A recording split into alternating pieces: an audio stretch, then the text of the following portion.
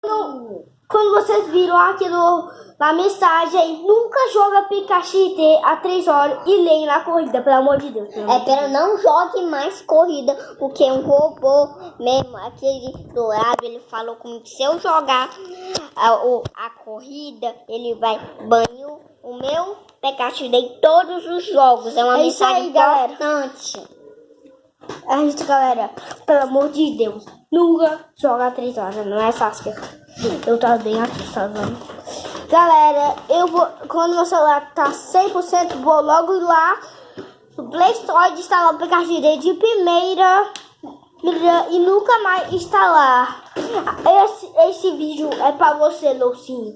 É pra você. Nunca instala Pikachu ou se seja mesmo, gente, não liga pro Loucinho, que é só um amigo meu e do Vitinho. Galera, o aviso final. Nunca. Só você vai fazer assim. Eu falo a metade e você fala outra metade. Tá bom? Nunca jogue Pikachu às 3 horas da manhã. Isso mesmo, galera. Nunca joga Pikachu. Eu sou o Vitor Hugo e ela é Saskia.